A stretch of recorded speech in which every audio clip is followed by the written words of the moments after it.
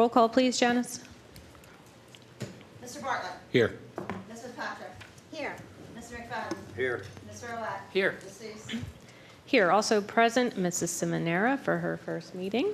Mr. Fox, our engineer, Mr. Heinhold, our solicitor, Mrs. Lohr, municipal clerk, Mrs. Russell, deputy municipal clerk, Mr. Fenimore, our superintendent of public works, and Mr. Warren, our police chief. Please rise for the flag salute.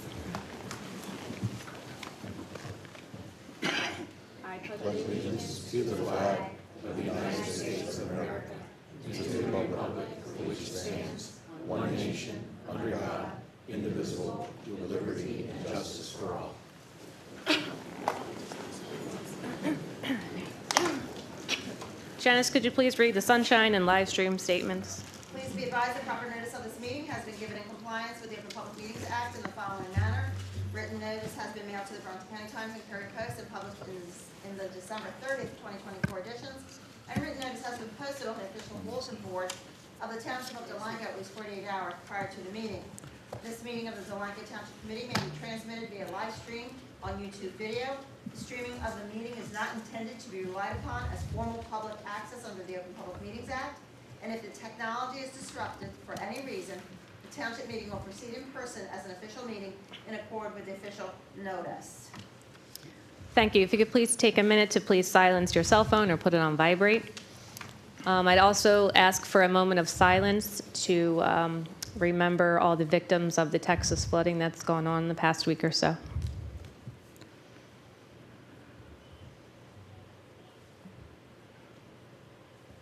Thank you. Mr. Bartlett, did you want to add something? Yeah, our thoughts and prayers are with the families, loved ones, and communities grappling with the heartbreaking loss in Texas. And although very far away, about 1,800 miles away from our little Delanco, I was devastated to learn last Thursday that someone I've been working with for the last year and change lost his 8-year-old daughter in those floods attending Camp Mystic. Let us be a reminder to all of us, life can change in an instant. In times like this, we're all reminded of what truly matters, whether we are stronger when we come together, not divided by disagreements or petty differences, but united by our shared humanity. And I hope you're all able to take a moment to honor those that were lost and recommit ourselves to kindness, compassion, and perspective.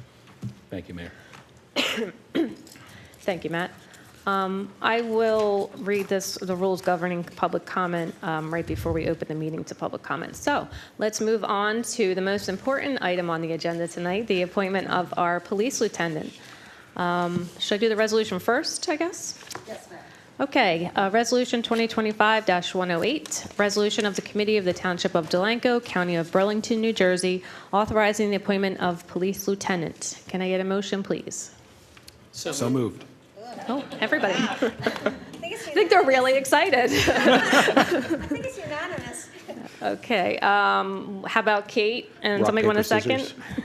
Second? Okay. Motion by Kate, second by Matt. Roll call, please. Mr. Bartlett. Unequivocally, yes. Mrs. Patrick. Yes. Mr. McFadden. Yes. Mr. Olet. Yes. Deceased. Yes, thank you. Congratulations, Vince, and we'll administer your oath of office.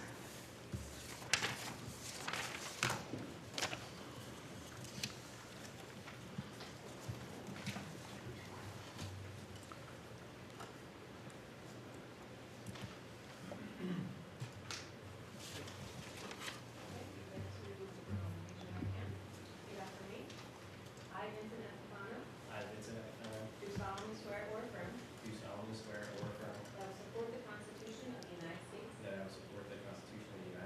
and the Constitution of the State of New Jersey, and I will bear true faith and allegiance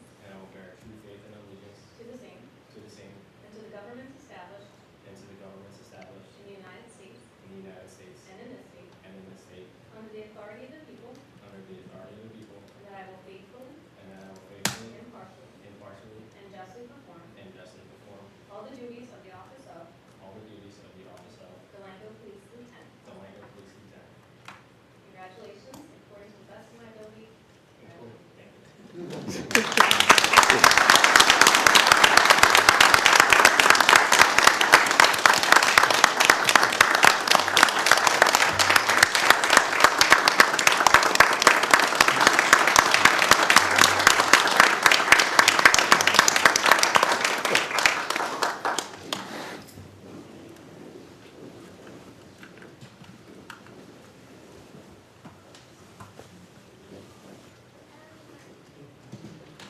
sign, you want to sign this now, Janice?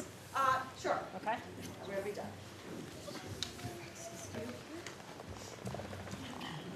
Your signature and address, right?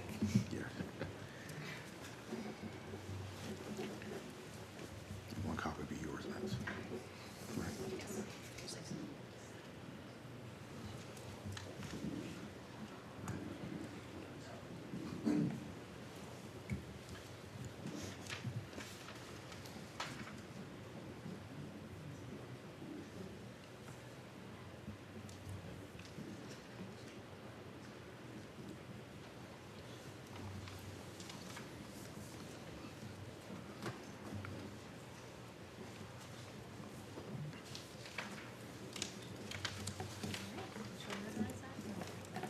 Thank you.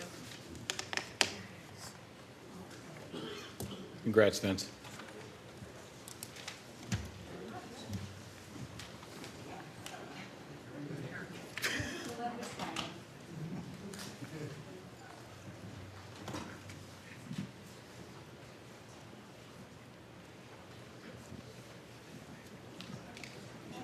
Sure, we'll just take a brief recess and you guys can go ahead and celebrate. So congratulations.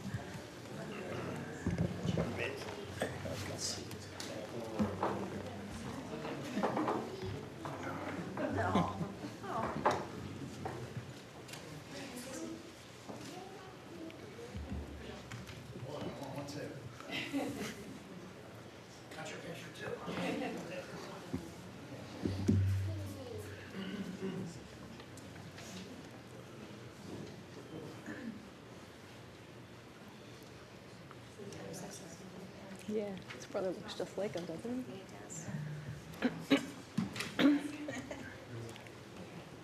he? Congratulations. Thank you for Have a coming. good night.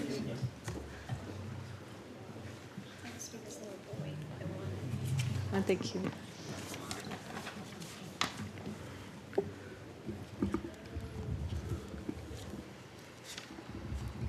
That's one of the best parts of the job, getting to do that.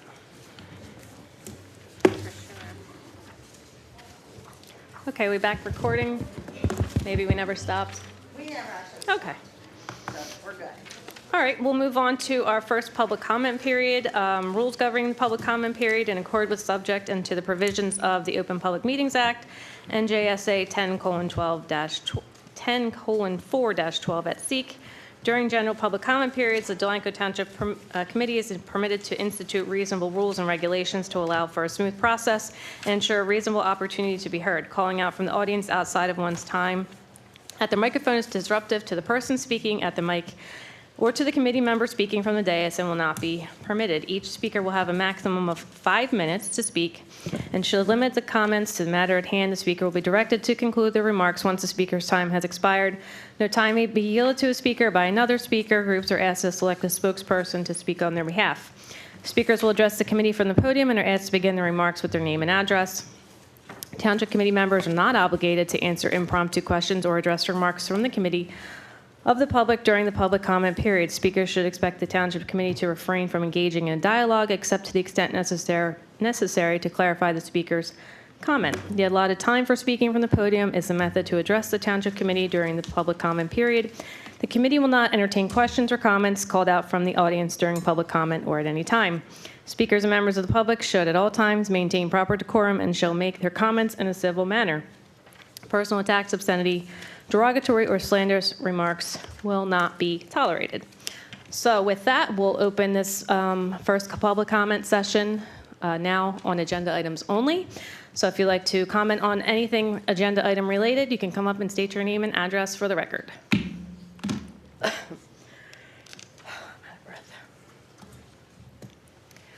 Going once, going twice. Close this session to the public. And we'll move on to our comments and reports. Start with our professionals, Mr. Fox. Thank you, Mayor. I have quite a few items tonight. Bring you up to date on various projects. The Mid-Atlantic Logistics Center, it's the Stanko and Gletto site up the road here. Phases 2 and 5, they have been completed. Can you move that mic a little closer? Yeah. I can't hear you. Thanks. Phases 2 and 5 have been completed. They still need to do punch list work and get us some documents and revised grading plans. However, we did recommend a TCO for 90 days for them to start occupying the building, and while they're getting all this paperwork together for those items. The crossings at Delanco, I have a meeting with the developer tomorrow on site to go over our concerns, our punch list items, the Falcon report, and anything else to do with it, with the development. So I'll have an update after that meeting on where we stand, a much clearer picture. The 2023 local aid grant, on your agenda, you have a change order. That project is complete. They finished all the punch list work. The change order is for a reduction of $9,821.53. So that project can be closed out at this time, and they will be on a 2-year maintenance bond. So starting from substantial completion, they still are responsible for any defects that could occur within 2 years.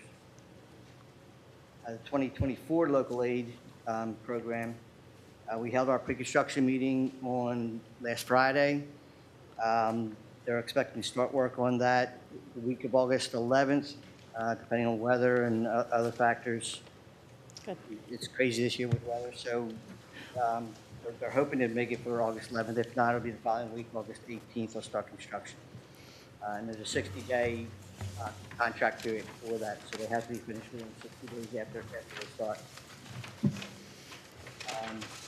And so, I guess the public knows, what that is Hickory Street from Burlington Avenue, I'm sorry, Walnut Street from Burlington Avenue to Hickory Street, and then Chestnut Street from Union, it swings around, turns into Spruce, and comes out to Burlington. So those roads will be being paved starting on or about August 11th. How do we make out with Chestnut Street? Are we going to do that one way? Yeah, what I was anticipating doing was talking to the residents there when the project's going on, get their input, but I think we're pretty sure on which way we want to make. The only input we really need is which way they would like to do the one way. It's a candidate for a one-way street, so we can do it just matter which way. Okay.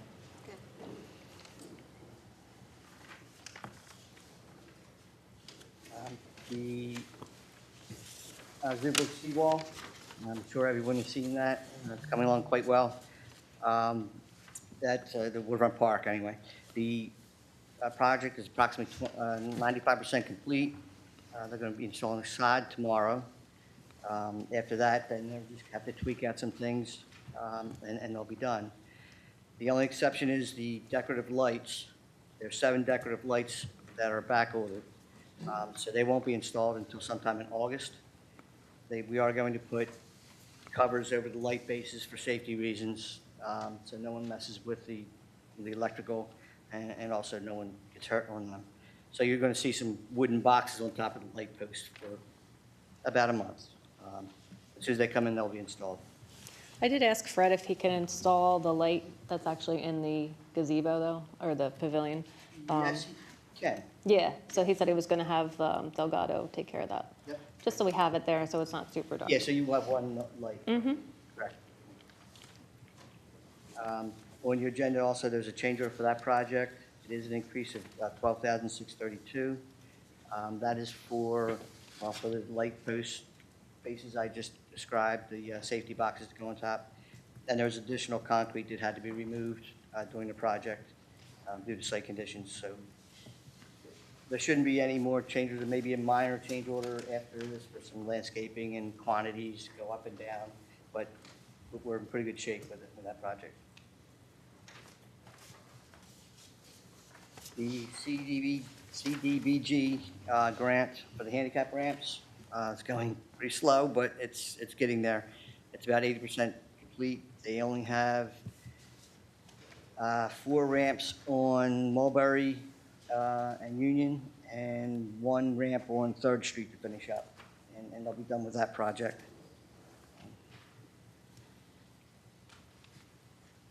The last thing I have is 401 Creek Road. I did receive, and I put a copy on all the committee desk here in the desk. This just came in today. I received it at 4:30 today. It's a press release from DEP with regard to the new, what they call REAL regulations, REAL.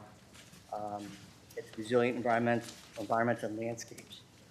That's the law that changes how we deal with stormwater, and mostly due to climate change. So we've talked about this in the past, where it was September was supposed to be the adoption date. What happened, they received comments, and I'll paraphrase what is the press release, but it's online, and I'm sure you can get it at the township. They are pushing off adopting the rule. They're taking comments, going to be published on July 21st, the new rule, with the new revisions. They're going to take comments till September, then they're going to have a hearing on it. And they're anticipating somewhere around the first of the year, next year, adopting these new revised rules to the law. The key points of the changes are the proposed law was going to raise the flood elevation to 5 feet above FEMA's regulation. They dropped that back down to 4 feet. So the elevation is lower, which reduces the area, what they call the area of inundation. So in the future for floods, they reduce that area back to 4 feet above FEMA's levels, which actually agrees with our local ordinance. Requires any buildings to have habitable floors 4 feet above the FEMA line as it is now. So it kind of all goes together with our local ordinance. The timeline for it is, well, they also have, assuming it's being adopted in January, developers or anyone are grandfathered in for 180 days, 6 months from the point of adoption. And which means when they build, they can use the existing regulations, not the new regulations, for 6 months past when this bill is going to be adopted.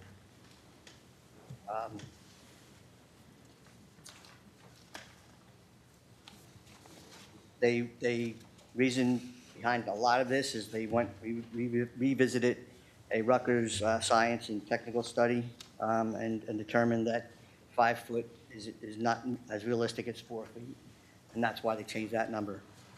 They also put a provision in there that every 5 years, the DEP will reanalyze this.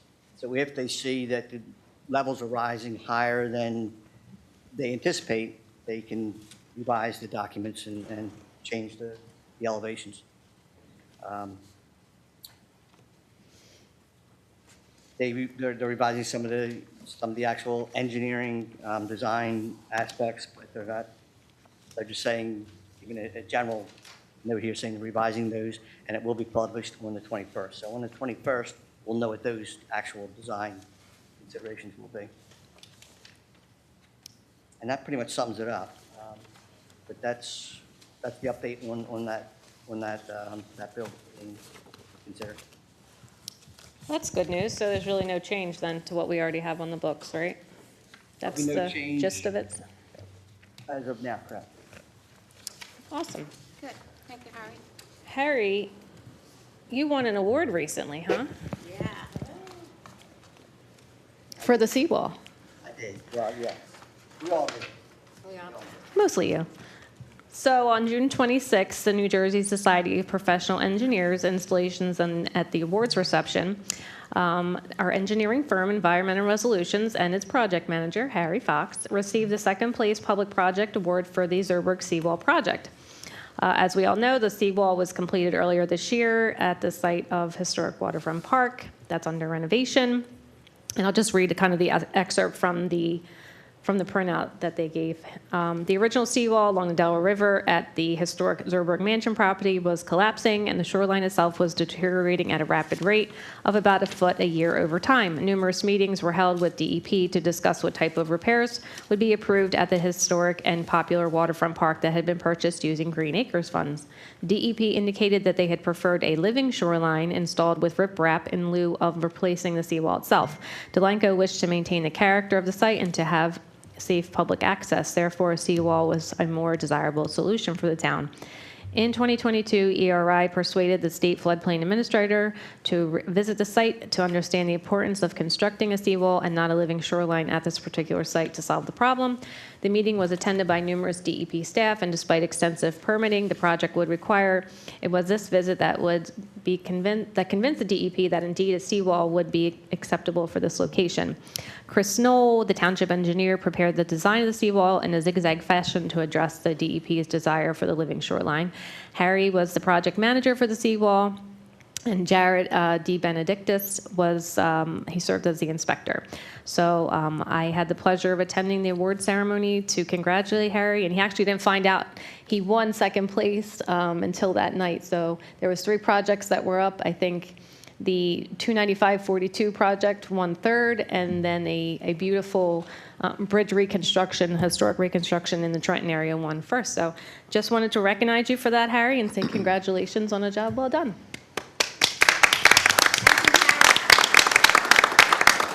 A lot of work went into that project. Yeah, A lot of and work. as you know, and there's been a lot of people involved with this throughout the years. Yes.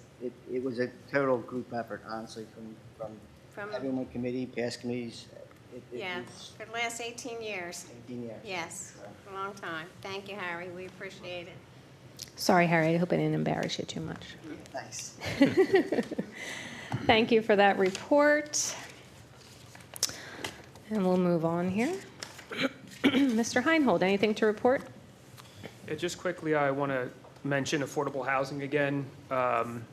We have adopted our 4th round plan that has been filed with the state program. And there is a deadline by the end of August if there's any objections to that. I don't anticipate any objections will be filed. And if any objections are filed, we're on very solid ground. Again, we anticipate full compliance for the 4th round with no new construction. That's all I had to report. Great, thank you.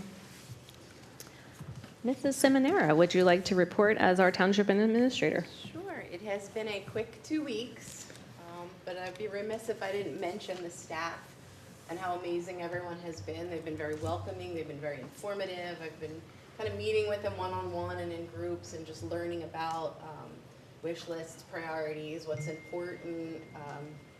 Janice took me on a drive throughout town to see. I'm going to get the Public Works drive tomorrow. So it's really, I can't say enough about what a great group of people that work here. Everybody's been amazing.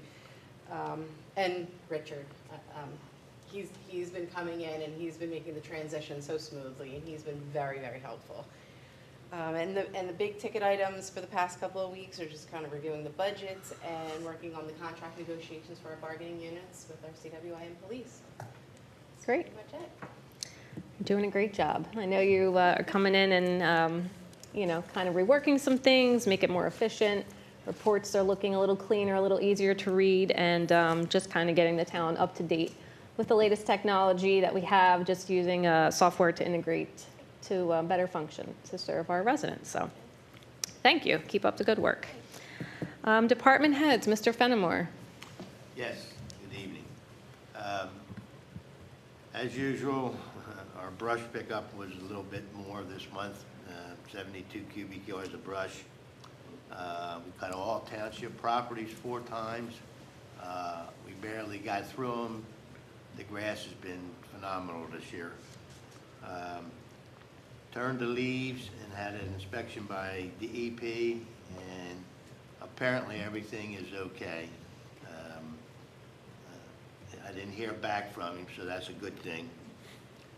We put up 13 signs. Mostly of them was the engine brake. We put 7 of them out, and other signs. we've been emptying the trash cans along the river, but we got 65 cans that we got to empty every Monday, including Hawk Island. So, keeping up on that. There's 3 trees that went down up at West Avenue due to storms, no big deal. Put out about a ton of asphalt out for potholes. We took down the flags, and we're gonna probably need some new flags, so just keep that for next year. And we picked up 50 new lids for our old recycling cans that we go out every once in a while and replace any ones that are broken. And keeping the storm drains pretty clear was, it's been ongoing. And with public service doing their thing, it's really making the streets pretty dirty. And we'll be getting back to start sweeping them again, and we're going to clean up down at the columns on Wednesday because the side's coming in, so we want to try to get everything cleaned up. That's all I have. Great, thank you. Thanks to your guys for keeping up on everything. As always, the town looks lovely. Mr. Warren. Good evening, everyone. As of today, for total police cases for the year, we have 124. There were 391 to date motor vehicle violations issued, with 1,045 vehicle stops. Total call for service as of today is 5,954. So again, the officers have been very busy. I'm in the final stages of planning for the National Night Out event, so looking forward to that. So we should be squared away with another week or so and ready to go. Great. So We're excited. Yeah. August 4th. August 4th, so please come out. Definitely. We'll all be Have there. a good time. That's it for tonight. Awesome. We're looking forward to it. Anybody have any questions for the chief or Public Works or anybody else for that matter? Good? John, I just wanted to mention that we should give a shout out to Paul Newman for his work out at Hawk Island, making sure that trash is in the cans and everything. He really does a good job. Yeah, thanks, Paul. He takes a lot of pride in Hawk Island. He does. He really does, and he He's emails a us. good pain in the neck. Yeah, I know, but it's in a good way, But yeah. Those boaters are brutal out there I know with their they trash. are, but Paul it's is unbelievable. keeping the trash And intact. what gets me is that I wish we could recycle it somehow. But Yeah. to go through all that and not knowing Yeah. what's in it, you can't do it. You No. can't, no. God only It's not knows. sanitary. And Mrs. Lohr, as our department head down there. Nothing specific, just want to remind everyone that August, this is the one meeting for July. August meeting is actually August, what is that date? August 11th? 11th. Because the 4th is our first National Night Out, right, Chief?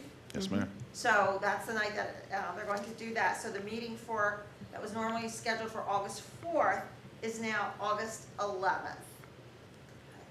So I just wanted to mention that. And I don't have anything else. Bob, do you have anything as far as activities coming up or anything? That's it, thank you. We do have our park grand opening on Saturday, 5:30 for the Historic Waterfront Park. And then our next township meeting is the 21st. It'll be our town hall for discussing 401 Creek Road. Okay, next up on the agenda, township committee reports. Mr. Roulette, did you want to start? The only thing I have is the history board will be at the farm fair from July 22nd to July 26th. That's Tuesday through Saturday. And they'll have displays in the history, or the county history tent out there. That's all I have, ma'am. Which is sure to be the hottest week of the year, right? They moved it, right? It's supposed to be this week. Ah. They moved it out to, Well, fingers crossed. It's Yep. not too hot for them. Phil? Mayor, at this time, I have nothing. Slacker. Next. Matt? Okay, since we last gave report on June 23rd, I attended the Fire Commission meeting on the 24th. Normal business occurred. The fire department is still looking for more volunteers. If you are interested, go to delancofire.com or reach out to anybody within the fire company. I attended the local OEM coordinators meeting with the county on June 25th. Among the topic of discussions is the storm outlook. That just seems like it just started outside. For this hurricane season, it started on June 1st, and as we've seen here in Delanco, lots of storms thus far, but nothing that became a tropical storm or a hurricane. So far, we've made it through the letter C in the list of names for the season, and thankfully, nothing up here so far, but it's still early in the Atlantic hurricane season since it runs through the end of November. Next up in alphabetical order for those keeping track are Dexter, Erin, and Fernand.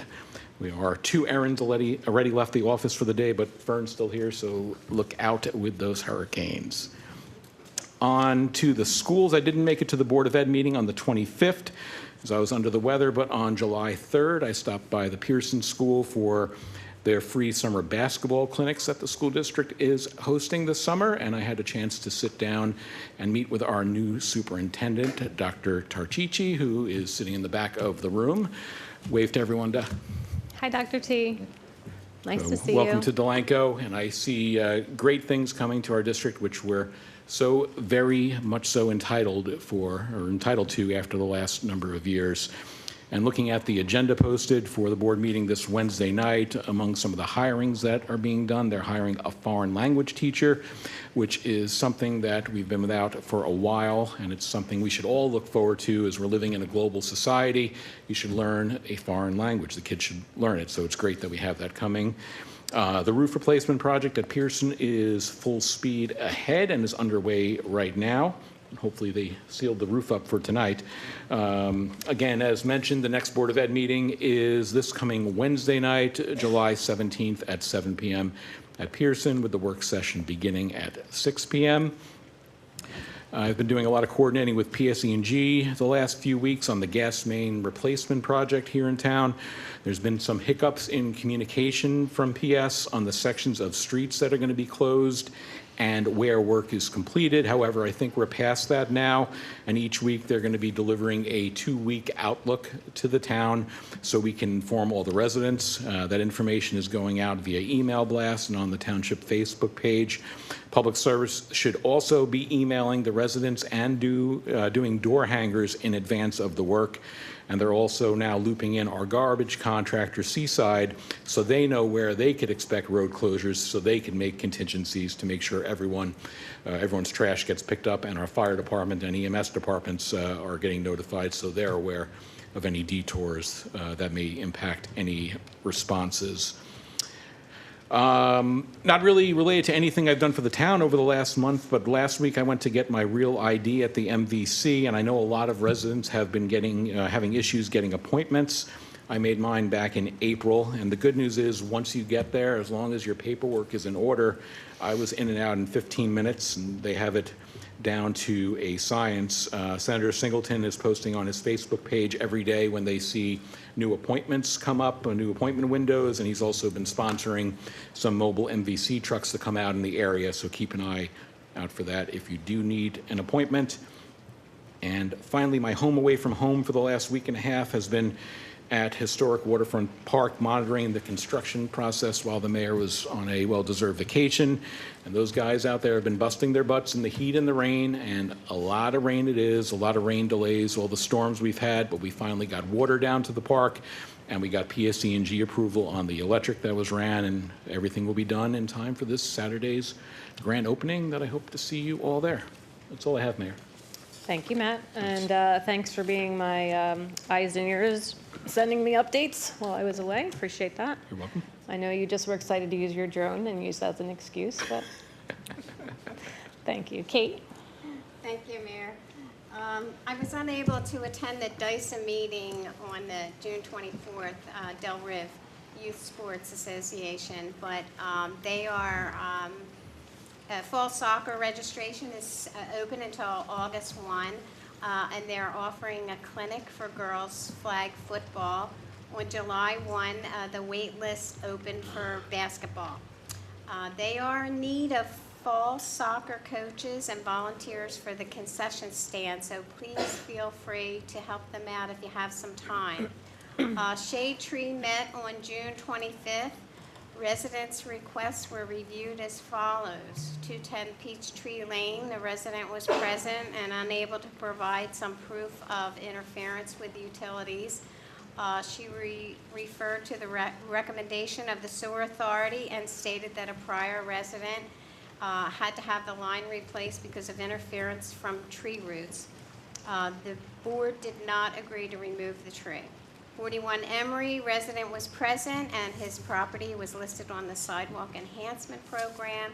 Information regarding installation of pavers would be sent to the resident.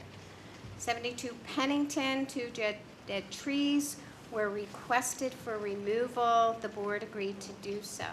Several other properties were discussed. Additional removals were recommended for 545 Burlington Avenue and 405 Union on Ash Street. The tree replacement program was discussed and plans to plant some new trees in the fall.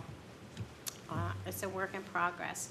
I suggested they prepare a pamphlet regarding replacement of sidewalk panels with pavers to present to residents when a tree is not being removed, but a good alternative to the homeowners to correct the existing problems. Next meeting is July 23rd. Recreation, as everyone has mentioned tonight, the historic waterfront park is scheduled for July 19th at 5:30. Please be sure to join us for celebrating this long-awaited park with fun and food for everyone. There's no meeting for rec this month. The next meeting is August 14th.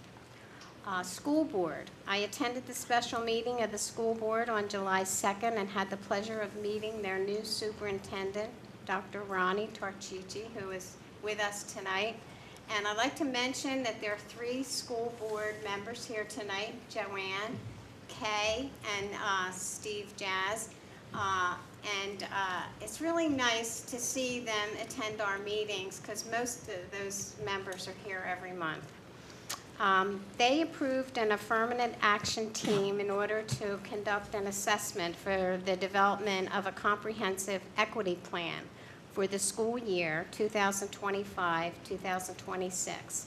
It's my understanding that it was submitted for approval at that meeting so it could be submitted to the State Department of Education. I did report on the ongoing activities of Recreation and DISA, Del Riv, and also on the grant we received for $100,000 from Senator Singleton to repair the existing parking lot at the Pearson School. We're hopeful for a good year and a great working relationship with the school this year. And I want to mention that there's a great article in the Beverly Bee this month on our new superintendent. I suggest everyone grab a copy and read it. There's also a great message from our mayor in this issue. So please grab a copy and read it. Code enforcement, I did meet with our code enforcement officer on July 7th regarding several complaints I received from a resident in town. Many are now being addressed and some are not, and I will provide that information to the resident with an explanation. Sewer Authority, we met on July 8th. We approved the bid of $111,750 to Pioneer General Contracting for an emergency removal and replacement of the sanitary sewer line on Rancocas Avenue with PVC piping and to reestablish complete lateral service. The township has revised their shared services agreement with Hainesport Township to include the Sewer Authority for use of their QPA, which will provide the Sewer Authority the ability to obtain quotes for work up to $53,000 without going out to bid for certain projects. Thanks, Doug, for your help on that. Roof replacement at the plant was to start on July 9th, and Doug was at the plant during our meeting that night due to the torrential rains, and there was flooding at the plant. His report is on file. The TNVNR program, since my last report, I have talked with both entities mentioned in our proposed ordinance. Changes will be made after further research, since most animal control service providers do not usually work with the Friends of Burlington County regarding the community cat care program. So I'll be rewriting that ordinance. That's all I have, Mayor. Thank you. Thank you. Busy as always, Kate. Just wanted to thank Phil and Steve Jazz for their hard work working the concerts the past few weeks. It's been super hot and a little hectic with the weather, so thank you both for your continued work on those successful events.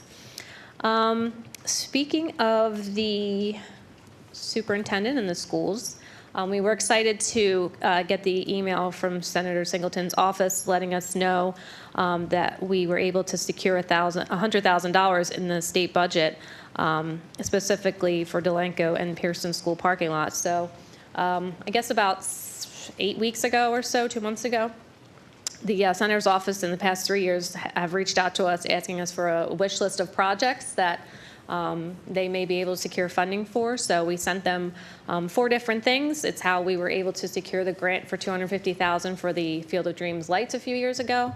So we did include the school parking lot, and we were excited that they chose that project to help out the district to pave the parking lot and to get that up to where it needs to be. So thank you to Senator Singleton's office, and we're excited for that to move forward. Dr. Tartici, did you want to come up to the podium and introduce yourself formally? Say a few words about yourself? And then lay out your entire plan for the next year. Just state your name and address so they have it for the record. That's you're just a superintendent. You have to say where you live. Ronnie Tarshishi, 217 Hooten Road, Mount Laurel, New Jersey, Okay. 08054. I wanted to just come here and first thank you for having me in the township. I appreciate it. Thank the Board of Education, and just say that I'm looking forward to working with all of you. You know, this is my 13th year doing it, and the best townships and school districts and even counties and school districts do is when local ordinances and school boards work together and they're not at odds with one another. And I've seen it in both ways. I've seen no relationship. I've seen a tumultuous relationship, and I've seen good relationships. And for what I see here, it's a good relationship. So what I'd like to do is continue a really good relationship and make sure that we invite you to everything, and then we come to everything, and you guys see the growth of Delanco schools. And I can assure you that the board is a good board. I've seen really good boards of education, and I've seen interesting boards of education. So I'm very excited about our Board of Ed, and I'm very excited about what I see here. And I just want to say that if you ever need anything from me or Delanco schools, just please reach out. And I'm happy to come and meet with you, have a cup of coffee with you, run a mile with you, lift weights with you, whatever you want to do. Not going to happen. All right? But again, thank you very much, and thank you for coming to our meetings. And we are hiring a world language teacher because you have to have one. And but we're actually going to hire a Latin teacher, which is interesting. So I hope you guys come out and see all the new things that we're going to do. It's going to be really cool for the kids, and making sure that they grow as young scholars, and our pecking order rises and rises. So thank you very much. All right? Thank you, Dr. T.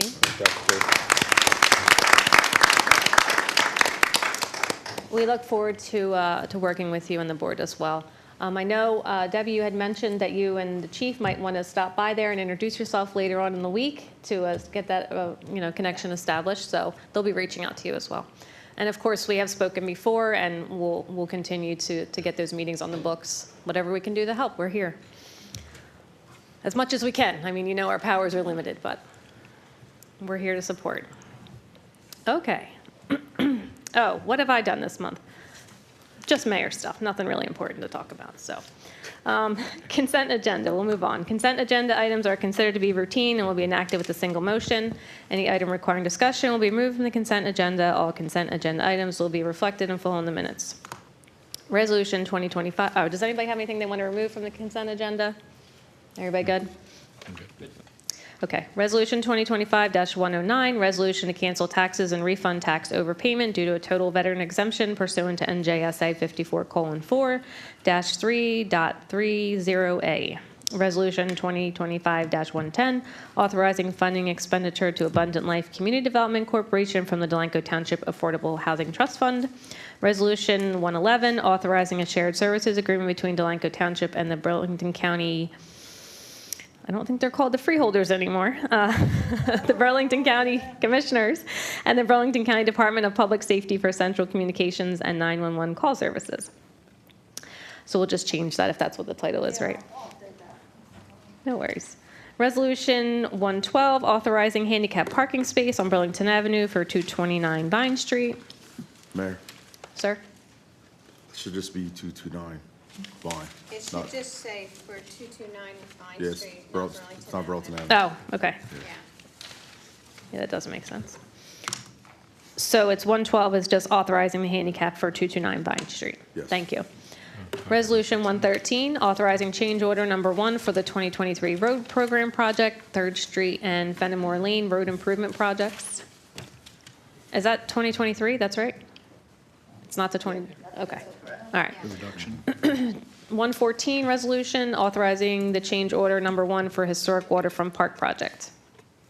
Payment of bills, account, current fund, $366,216.15. Payroll, $240,753.78. The dog fund, $577.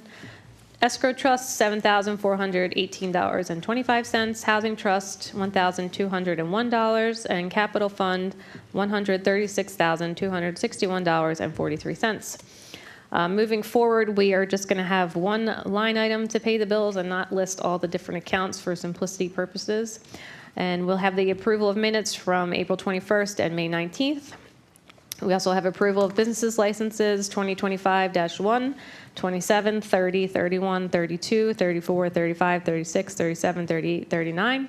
And can I get a motion for the approval of the consent agenda, please? So moved. Second. Motion by Kate, second by Fern. Roll call, please. Mr. Bartlett. Yes. Mrs. Patrick. Yes. Mr. McFadden. Yes. Mr. Relied. Yes. Ms. Seuss. Yes, thank you. Any correspondence to report, Janice? I have no correspondence, thank you. Okay. And we'll move on to session 2 for the public comment session. So the meeting is now open to the public. This is session 2. The final session, if you have anything you'd like to say, you have 5 minutes. I have a timer I will start. If you'd like to come to the podium and state your name and address, please feel free to do so.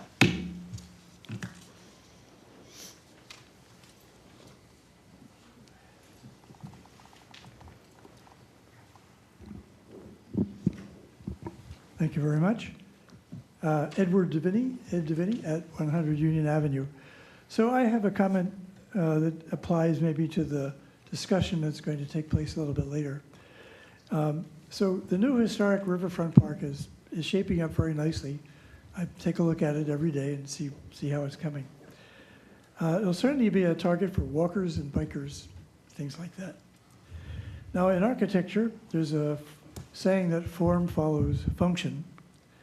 But the park architecture is fixed by space and the environment. So I'd suggest that function follows form might be the way to think about what to do with this park, what would fit. So I hope that we will all consider function follows form regarding the event draw and finite parking realities. So try to be considerate of that concept. I can see I made a big impression. I don't follow, I'm sorry. Yeah, could you repeat that? Yeah, I'm last- just trying to say, what you can do with this park is limited by the environment. And that has to do with, parking and events and things like that. So when you're considering what to do at the park, I just hope you'll consider the limitations imposed by the physical layout very carefully. Right. That's it. Okay, Thanks, Ed. thank Thanks, you. Ed. Thank you. Anyone else? Going once? Go ahead, Tim. Mr. Kishler?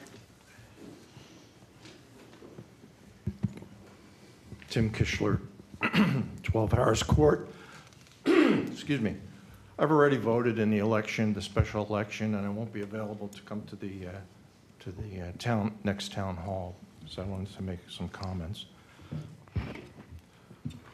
Mr. Olet, you said your actions regarding 401 Creek Road were taken on behalf of, quote, the folks in town, unquote, referring to those residents in Delanco who don't live in Newton's Landing.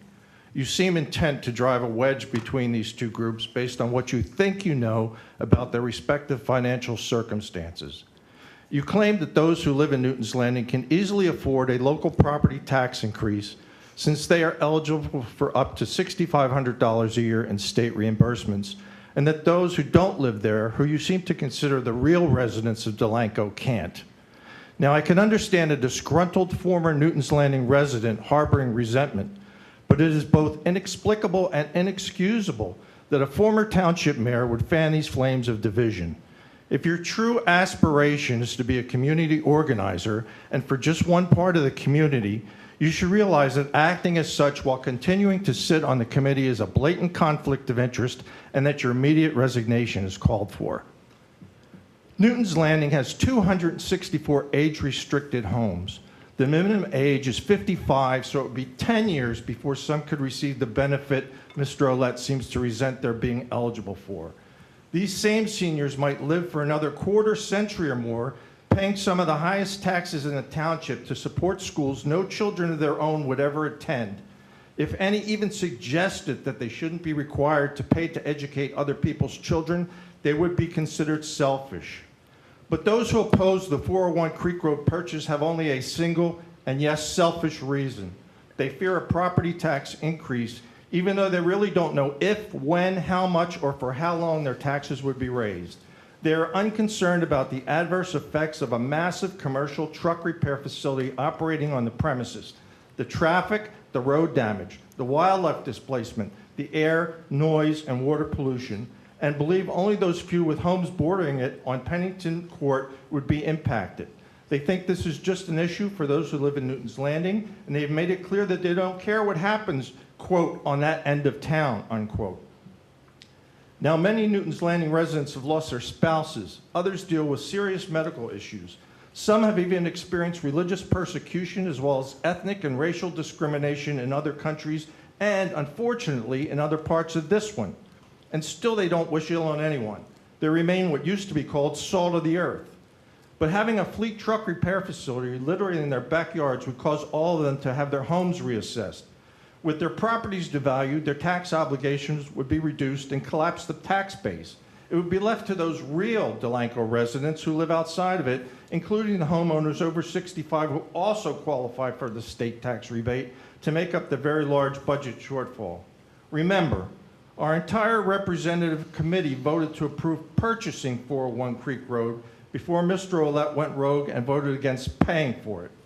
The remaining 4 members have worked hard to inform the public and encourage their support, but they have not identified one very serious potential threat if the township is unable to buy the property. Perhaps they feel uncomfortable associating a particularly heinous crime with a single group of people, in this case commercial truck drivers, the same way that has been done with other groups in the political arena. But I don't.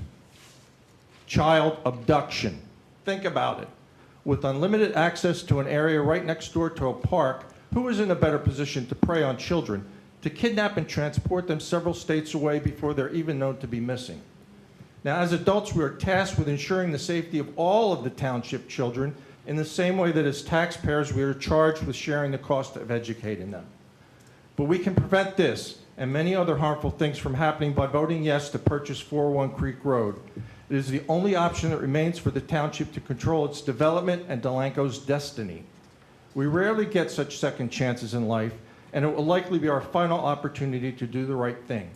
I know of the regret that results from selfishness. This is how my generation ultimately lost its way. We failed to protect all that we had, yet knew we were in danger of losing. This included the environment, as well as a constitution full of rights and freedoms. Sadly, we are now paying the price. Those who initiated, circulated, and signed the petition to hold a special $70,000 election took the decision-making responsibility away from the very people who were chosen to have it. Voting no to continue this power grab will be one last wrong move. This truly selfish undertaking will also only end in regret. Criterion will be the real winner, with everyone in Delanco suffering serious consequences. We will all pay too steep a price for surrendering control of 401 Creek Road and our future. Thank you.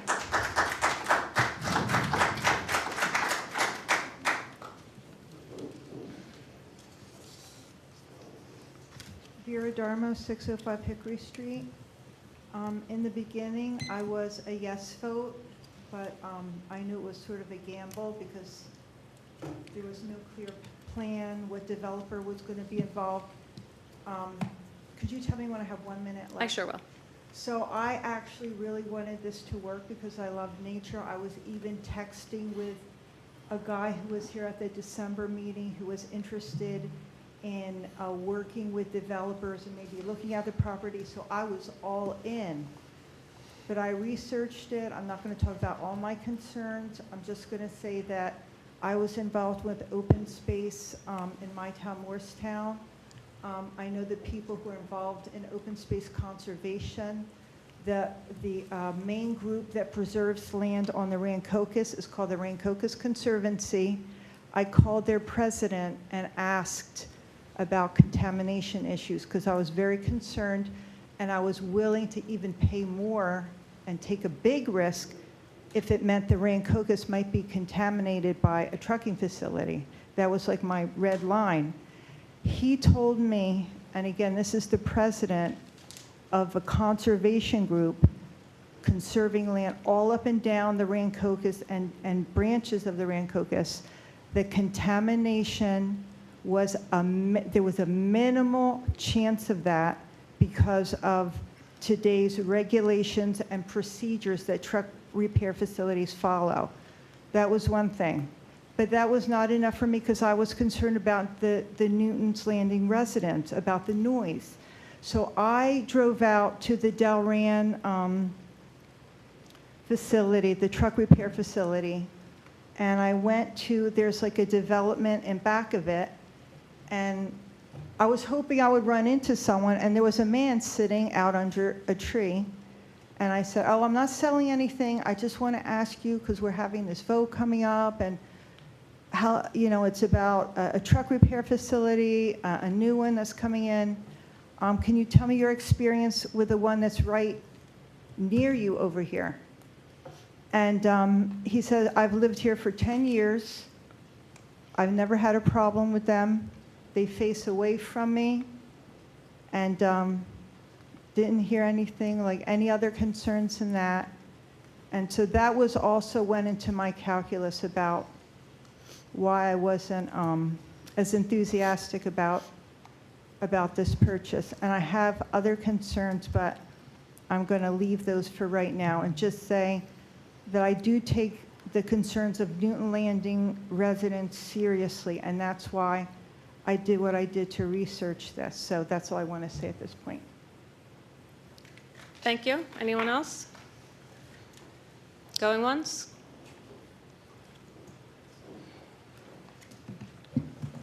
Zaire Carter, 19 Fawn Court.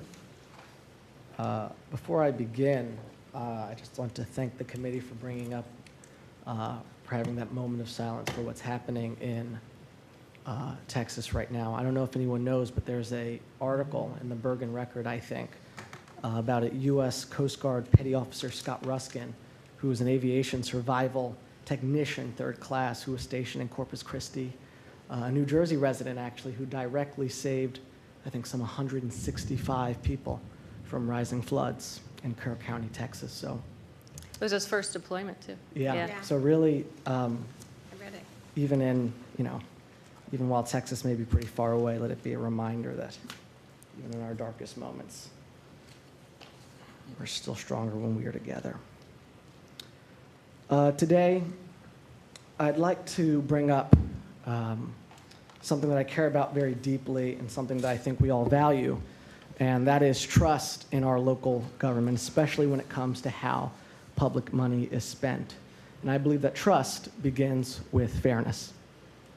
Now, it's already been acknowledged by members of this committee that taxpayer dollars were used to print signs and brochures urging people to vote yes on the ballot question. Now, I'm not here to debate the legality of the Township Committee's decision. I've communicated with both the administrator and the solicitor, and while I appreciate their responsiveness, I respectfully disagree with their opinion.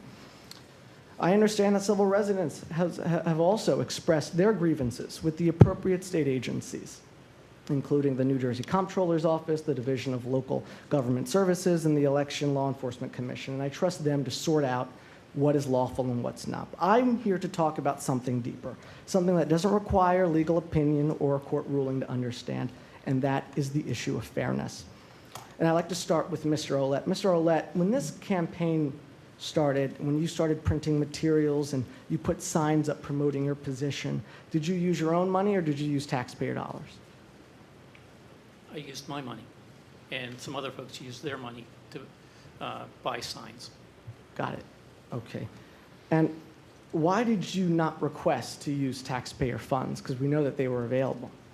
I didn't know that they were available, and I would not use taxpayers' dollars to support or do the no vote. When I started out with my signs, they were very neutral. Just putting the date out there. And once we got to the point where we needed to make a decision, because there are 3,500 voters in our community, that everyone should have the opportunity to vote on this 3.6 million. Got it. Got it. Thank you, Mr. Ouellette, for that, and thanks for clarifying that.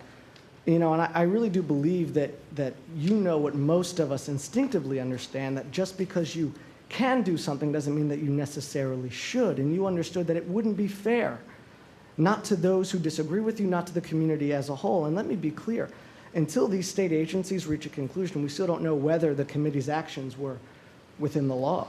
But even if we assume for a moment that they were, was that fair? I mean, why didn't the rest of the committee come to the same conclusion that you did, Mr. Ouellette? Why didn't the rest of the committee say, even if our lawyer says it's okay, it doesn't feel right to use public funds to push one side of a controversial issue? I mean, that's not what fair government looks like. I mean, this isn't about whether 401 Creek is a good idea or a bad one. This is about something more fundamental. Is it fair to use public money from an entire community, money that belongs to all of us, to campaign for one side of a public question? And I've heard some of the arguments around town and with people, and they say, well, look, the majority of the committee agreed, and that somehow justifies it. But fairness doesn't depend on who has the most votes. Fairness depends on everyone respecting one another, especially those who you don't agree with. I mean, when you took your oath of office, did you pledge to serve only those who agree with you, or did you pledge to serve the whole town, those who voted for you and those who didn't? Fairness requires restraint. It requires leadership that understands the weight of public trust and the responsibility of using shared resources. And when an issue as hotly debated as this one, when it divides neighbors and it's being talked about in coffee shops, it demands cautious, balanced, above all, a fair approach. And why Just so not you know, take that it's road? 1 minute left, just so you know. Thank you very much, Madam Mayor. And I want to be clear to everyone here. I think it's completely appropriate for the township to provide factual information, what the vote's about, what the process looks like, what it may cost. That's a part of governing. But when the township crosses that line from informing to campaigning, and it does it using taxpayer dollars, it breaks that trust. It says to residents, hey, look, we've already picked a side, and now we're asking you to help promote it, help pay to promote it. And that's not fair, and that's what concerns me the most, the precedent that this sets. Because if it's okay to use public funds to influence a local ballot question, what stops future committees from using public money to sway outcomes in other elections? What about future races, local, state, hell, even national? Where does that end? And more importantly, who stops it? And my friends, I think the answer is us. And I want to be clear, I don't believe anyone on this committee acted out of malice. I believe each of you cares deeply about Delanco and want what is best for our town. As I've said many times, our differences are not about goals, but rather in the path to get there. So let's keep our shared goals in mind. Let the government provide the facts. Let people decide. And let's do this the right way, the fair way that honors the trust of every resident in town, not just the ones that agree with us. Thank you very much. I appreciate your time. Mr. Heinhold, did a comment at all on that statement? Yeah, I'll respond after we're finished public comment. Okay, anybody else? Ed Devaney, 100 Union Avenue. I happen to be thinking about that question that was just brought up, and I wrote a little bit here that will take very little time. It's a fundamental principle that citizens don't pay to be lobbied by their government entities. Regarding the upcoming land purchase ballot, if the township has paid for the mailed-out flyer in favor of the purchase, maybe inadvertently, a line has been crossed. If so, it should be acknowledged and the funds reimbursed by the relevant parties. Thank you. Anybody else?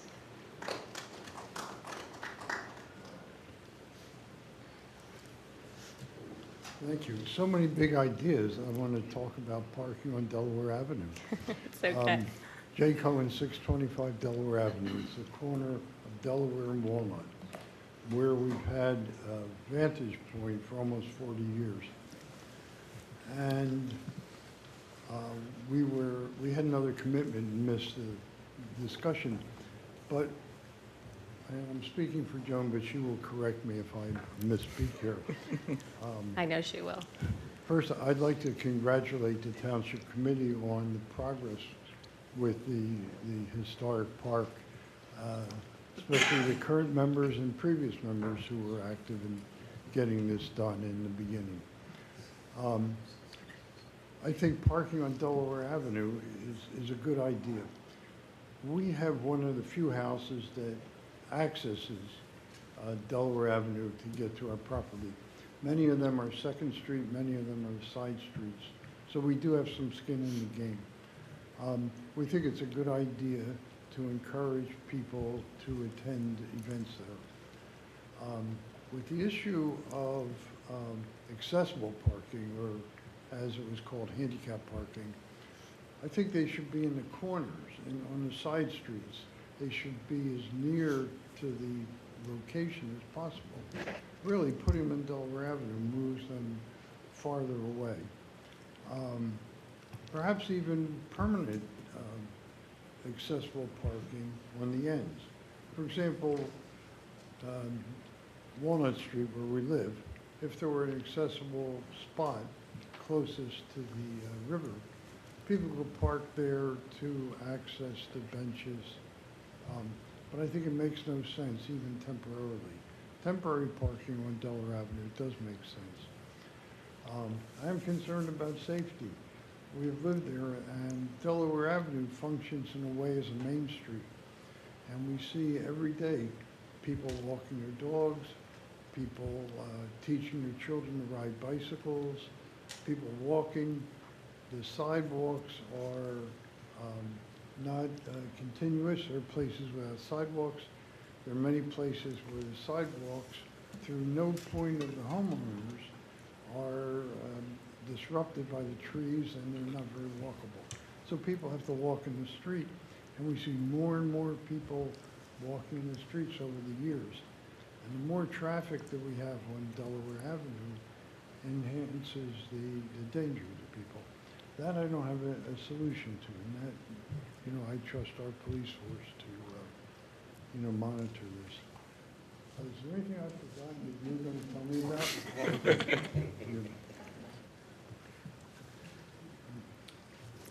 No, I don't think so. Thank you very much. Thank you, Mr. Thank Cohen. you, Jim.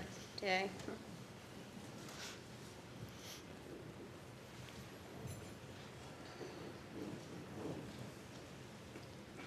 Scott Buke, 18 Pennington Court. Fern, it was a good thing you ran through Pennington Court on Saturday morning, because a lot of people who got those things on their doorknobs were not happy. They haven't been happy with this whole thing, with the way that it has come. The younger gentleman spoke before me, and he talked about public trust. Somehow I recall the whole council voting for this and then agreeing upon acquiring 401 for multiple reasons. And we hear a lot about Newton's Landing. There's a lot more than Newton's Landing over it. I will show you pictures of tractor trailers going through town. You want that to continue? Build a truck repair, you will get more. Their trucks are going all over. I followed one, no, I turned left at the Watchtower yesterday, and coming from the bridge was a tractor trailer. I don't know what weight it was. Does anybody know what weight it was? There's a lot of trucks going back and forth. But talking about public trust, when information from a council member is used then against the council and the people, I have to question public trust. Not only that, improper information was sent out originally with the correspondent that was put on people's doors, most of which didn't get to Pennington Court at that time. But yeah, I went to a funeral Saturday morning on the way, and I gave Fern a little bit of my, didn't care for what was going on, along with Eric Dasher, told him don't walk up to my door. But yeah, I saw a few other people from Newton's Landing on the other side, and they too were not happy with getting their getting those things on the doorknobs. So let's not talk about public trust until we understand what it's all about. Thank you, Mr. Buke. Anyone else have any comment? I'll close this session.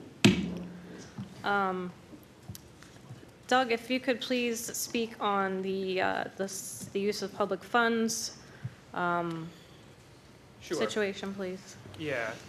First, I'm going to go big picture. Perfect. I have been serving this town in some capacity for about 25 years. And I love this town. No town keeps me up more at night than Delanco. It unfortunately is a beautiful small town that faces all the issues that towns have to face. We have the difficulty of meeting affordable housing, which costs taxpayer money. Regardless of where you stand on the issue, it is an expense the town has to meet. We have issues that pop up like the mansion years ago, like the Dunes litigation, and you know, every time we're faced with these issues, I sometimes say to the mayors, sometimes you get to choose your agenda and sometimes your agenda chooses you. And right now, unfortunately, and Delanco's not alone in this, but it's been a microcosm of the issue, the way that things changed in the warehouse industry and the industrial industry dramatically over a short period impacted communities and the infrastructure that was taxed because of that. So the governing body set about to try and address that issue. There was a big swing, right? Trying to reduce the potential for future warehouses. And the result of that big swing is that Criterion, who has been, I think, look, it's easy to malign big industrial users, but honestly, in dealing with a lot of corporate entities over the years, they're not bad people, right? They've got their role in society. They're trying to accomplish what they're trying to accomplish. When they bought that property, they thought they were going to be able to use it for a warehouse. We took that away from them. They filed litigation against us. We resolved that litigation.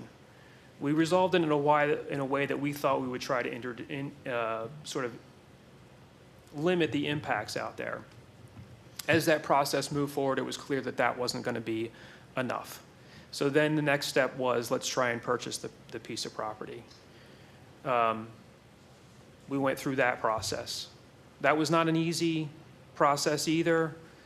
You know, they're well-heeled. They know what they have. They'd already expended a year and a lot of money pursuing what they intended to pursue out there. And yet they still sat down with us and reached an agreement with us. And now we've had the petition process, which is a procedural issue that we had to deal with. Janice and I spent a lot of time on making sure that that was monitored and reviewed correctly, approved, which it was. And it's not a common process. I've been doing this, again, not just here, but in my whole career in many towns, and this is the first one I've had. I'm aware of one other that predates me in one of my other towns. But it's in the statute, right? You can do this process. So there is a process in place where residents have the ability to bring these issues forward. So we've got a $3.5 million purchase. We've got a special election that's going to cost $50,000 to $70,000. The issue was put to me of whether the municipality could, having already taken a position on the issue, continue now in the face of this special election issue to state its case and not just provide information, whatever limitations that may have, but actually encourage voters to vote yes. And my conclusion was that yes, they could. I'm doing the best I can with the limited amount of law that's out there. There's a 1950 New Jersey case, 50s New Jersey case that has to do with school board issues. I think, the school board cost issue, I'm going on a lot longer than intended, but bear with me. Keep going. The school board cost issue is up every single time. Anytime a school board wants to do any bond referendum, that automatically goes to the voters. There's separate statutory process for that, separate limitations. The municipality had already stated its reasons as to why it intended to do this, and that it had passed the bond ordinances saying we intend to move forward with this. To suggest that the municipality then has to become a neutral after that, when the majority of the governing body feels that that is the correct action to take here for the betterment of the town, and again, I agree, people can disagree whether that's the right policy or not, that's fine. But the majority of the governing body has taken that position. The amount of expenditure we're talking about is a couple $1,000s in some envelopes. So in the big scheme of things, it doesn't offend my trust principles, and I have pretty strong trust principles. And I think to expect that the municipality is suddenly going to become neutral when it has stated a policy goal and wants to see that goal carried out is illogical to me. I also really struggle with where do you draw the line with that? So if a sign is not okay, is putting up a special section on the webpage okay? Because that technically is a cost associated with public funds. Is holding a special meeting to talk about the issue where the majority of the governing body has already stated their favor and is likely to state their favor at that meeting again, is that an unlawful expenditure of public funds? I think there's a whole lot of gray there. And I just think the information's out there, the public's been made aware of it, it has not been secret that the public expenditure was made. It's not a large amount of money in the scheme of what acquisition we're talking about and what special election costs we're talking about. The committee asked me the issue and I gave the best answer I could under the circumstances. If there is fault in the conclusion, I accept the fault.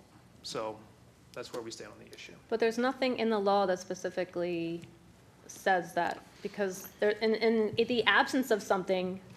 Yeah, I mean, so there's an analysis I did. Basically, in the school board context, there are specific limitations.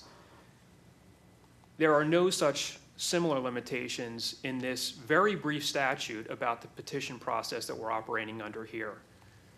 That petition law is too brief, in my opinion. It leaves a lot of work for the clerk and I to do to try and make sure this process is as fair as possible.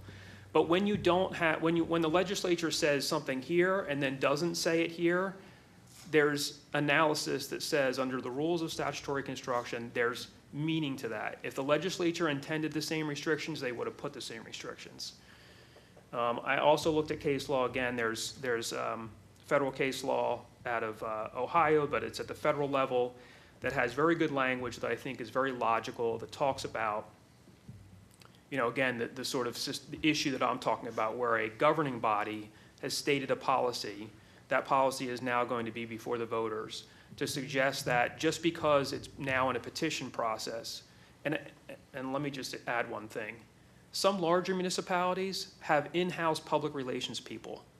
They may call them an information officer or something like that. A lot of what they do is public relations. They are selling programs, things that the town is doing. I don't think that the mere fact that a petition has been filed now changes everything and the municipality is handcuffed to be able to express its viewpoint. And let me add regarding the public relations officer, we could have hired a public relations team to handle this if we wanted to, but we didn't. We took on the time and the effort on our own to put together all that material, hours and hours actually of our own time, so that we wouldn't accrue that cost, because none of us are happy that we have to spend $50,000 to $70,000 now for a special election, which, speaking of special election, couldn't wait until the November election because Criterion they weren't even going to entertain that. At that point, it was going to be over a year, and they weren't even willing to entertain that. They were already losing money by not having a tenant, by not having by paying taxes and expenses. So, I mean, if you were under contract to buy a house and the buyer said, can you wait another month, you would ask for them to pay you for your expenses that month, right? They shouldn't be asked to just hang on for another couple months and not be compensated for it. So it was either pay for this special election or pay Criterion to extend the contract. So either way, right? And I'll just add to that. The problem with the pay them is we can't pay them. We can't pay them, exactly. We'd have to go back to adopt a new bond Right. ordinance on an increased price, which just puts us in a circular issue that we can never get out of. So at that point, the deal would have been dead, which I'm sure the petitioners would have, been happy with that, but that's not what the majority of us wanted. There was another comment by Mr. Carter about why Fern wasn't able to utilize public funds for his Vote No campaign. Could you just kind of speak to that? Well, I think the governing body has stated its policy as a majority. I've said this for many years, and I wish Mr. Templeton were here. I don't see him in the audience, but he says this back to me sometimes is, the reality of what we're dealing with, and sometimes it's 5-0 up here, sometimes it's 3-2, and trying to, I remember when we did the whole sidewalk ordinance, we're trying to find consensus. Where the consensus lies is the direction we take, right? So that is the consensus of the township governing body at this time, is that they want to see the bond ordinance referendum passed. That has been the stated principle. So there has been no authorization or, to my knowledge, even a request for funding on Vote No signs. Nope, nothing that I know of. I think a good example of the consensus was the mansion. When we were not in a position to keep it, we had a buyer, Grapevine, who offered to purchase it, and they had a plan to renovate the mansion, 27 senior apartments, age restricted, and the townhouses, and to renovate the carriage house. And the consensus of the township committee was originally 2-3. Joan Hinkle and I in favor, Fern Olette against, Mike Templeton against, and Ed DeVinny against, who Ed finally changed his vote to yes. So we were able to sell the mansion because of Ed DeVinny, not because of Fern Olette or Mike Templeton. So thank you, Ed, for that, because of you, we were able to sell the mansion and have a jewel and keep the waterfront property, which is now another jewel in Delanco. So that, to me, that was a consensus of the township committee at that time. Yeah, I think there's a lot of, I know there's a lot of misinformation out there. There is. One of the things that we seem to be, getting called out about is this tiny subcommittee of 2 people. Well, there's 5 of us up here. If there was 3 of us on a subcommittee, that's a quorum and that's a majority, and that's not what a subcommittee is. When you have 5 people, you can only have 2. So that's why Kate and I were a subcommittee. That's the definition of a subcommittee when you have 5. That we approached Criterion and we did this behind closed doors and it was secretive. Well, Kate and I weren't the first ones to approach Criterion. Mike Templeton approached Criterion the night of their hearing and said, what's it going to take to make this go away? Exactly. And contacted people and got the ball rolling before we did. So It wasn't our idea. So it was, I think everybody had it in the back of their mind, I'm just making assumptions here, that it's probably not the best place for a truck repair facility. What can we do? And that's when we came up with it. I mean, we weren't happy that we were being sued. We wanted something better for our town, and that's how we got to this point. And we all agreed in February when all 5 of us voted yes to sign the contract. Nothing was done. There was no set in stone. Things weren't done at that point. We didn't even sign a contract yet. Had we talked about negotiations? Was there a verbal agreement? Yes. But there was no ink signed. So when we all voted yes, we thought, great, we're moving forward. We're going to spend the money now to do our environmental testing and to do our due diligence and work with a title company. But then when we had to pay for it, all hell broke loose. And that's how we got to this point. So you can't sign a contract and not pay for it. So that's kind of how we got in this big mess that we're in, because we went off the rails somewhere. But there's a lot of misinformation being shared about us, being, not transparent, attacking us for trying to be shady, and we're not at all. We've done everything by the letter of the law, whether you agree with it or not. We've had the public hearings as necessary for the ordinances and resolutions, and because, we didn't post it on Facebook, we're being shady. Well, we post on our meetings are online, like, YouTube. We post on our website, Delanco Township's Facebook page, post all of our information. We don't have to do a public campaign every time we pass an ordinance, and that's all this is. It's buying a property and passing an ordinance. So it's been a very rough couple months for us dealing with this. None of us asked for this, and we've been put on the defense and personally attacked on a daily basis, and it's been very stressful for us. And we're only trying to do what's best for this town, and that's how we got to this point. So whether you agree with it or not, just remember we're still citizens of this town, and we are humans. So please treat us with the dignity and respect. We're hardworking up here, and we're just trying to do what's best for this town. So that's all I have to say. So, anything else on the agenda tonight? Yes, let's move on to our. We're still in public comment. No, I closed that. Did you? Okay, good. Yeah, so our discussion items. So we have the continued discussion to allow the parking on Delaware Avenue for the township events at the waterfront park, historic waterfront park. So we talked about this briefly at the last meeting. Excuse me, I'm just getting over a cold. We want to allow parking on Delaware Avenue for the events, the 3 concerts, the 2 concerts and the waterfront park opening on Saturday. We had talked about maybe just allowing handicap parking or accessible parking. After thinking about it more, I think it's best that we just allow parking but do it on one side only for those events, for the 2 blocks between Union and, what's the other street? Union to Willow? Willow. Is it Hazel? Which way are we going? We're going the other way. Towards my house. That's Hazel. Yeah. Hazel. So the 2 blocks from Union to Hazel, allow parking on one side. That would be handled by Recreation. They would open the parking up, have the accessible parking in the beginning. Once they fill that, it would then be closed off to anybody. That would be like once the parking is filled, we would close that off to public access, right? And then it would stay closed off. So we wouldn't just like if one car leaves, we would allow another one in. It would just be closed off. Period. And what side? Well, we'd have to go with the flow of traffic, right? So Flow of traffic. whatever, we'll figure out the logistics of where they come in, but I would think they would come in from Hazel to keep people off of Union where people are going to be walking. Does that make sense, Phil? Makes sense. Yeah, so come in from Hazel, park on the riverside, on the right-hand side, fill up those 2 blocks, close it off, and be done with it. This way people can walk on Delaware Avenue, it's not a pedestrian hazard. And then when they leave, the barriers will be taken off, and there'll be barriers at every street end, so no cars will be coming down those 2 blocks. Does that make sense to you? Makes sense. Just for those events? Just for those 3 events. It's the same thing we do for the carriage rides. It's Yep. Yeah. Same thing. Okay. And you'll have an officer there too, right? Of course. Yeah, good.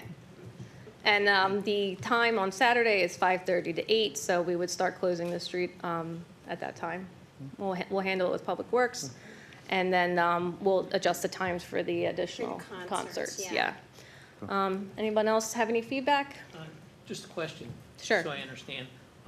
So they're coming down Hazel, and then they would make a left onto Delaware and park on. That's what they want, yeah. They would make on the They would make a riverside. left onto Delaware Avenue to go And then towards when the they go river. to exit, they'd be exiting out Union?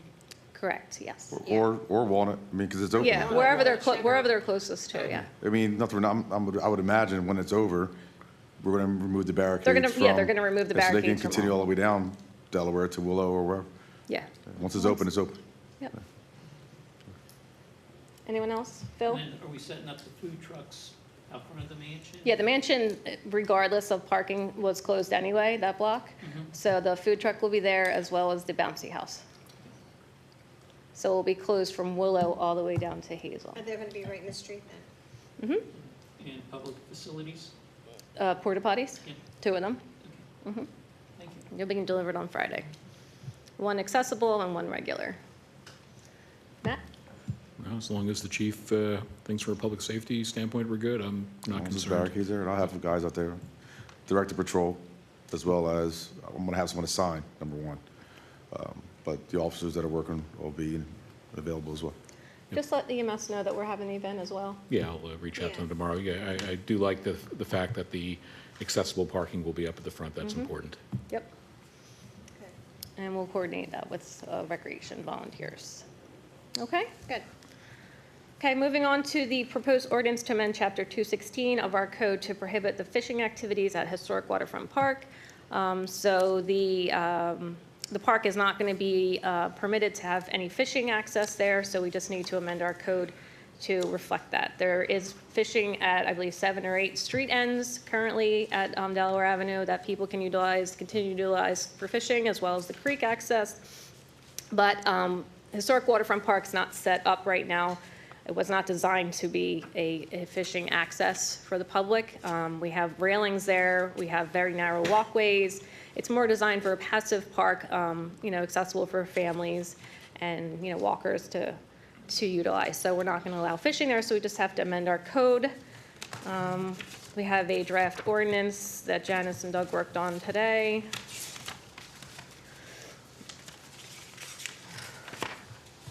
Is that in here, Janice? Yes. Yeah. Okay, here we go. At the end. So basically, it's just stating Historic Waterfront Park. Any activity requiring use of bait, fishing hooks, string, lures, traps, or other equipment for fishing is prohibited unless otherwise permitted by the governing body on a case-by-case basis for limited events. And it doesn't change anything else with regards to any of the other locations. Anybody want to add anything? Just in the second whereas, I would change gazebo to pavilion. Sure, pavilion.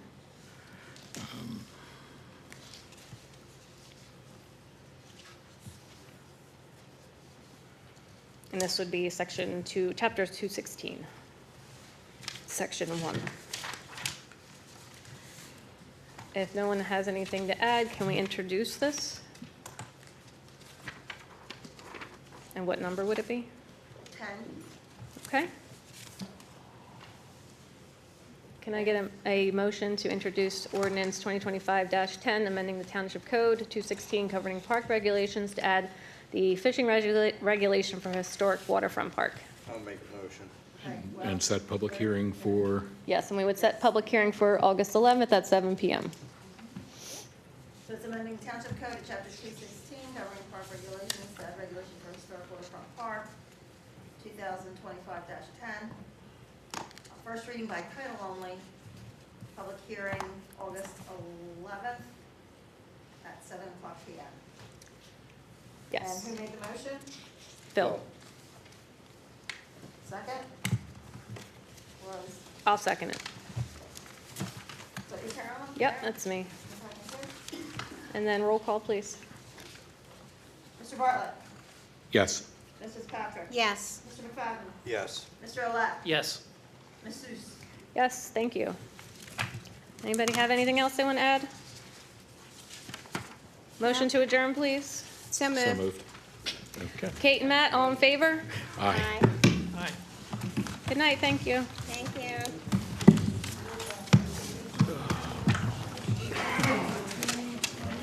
Before it starts raining. You were there. Yeah, I'm Yeah, it is a little shaking. cold in here. Yeah, shaking.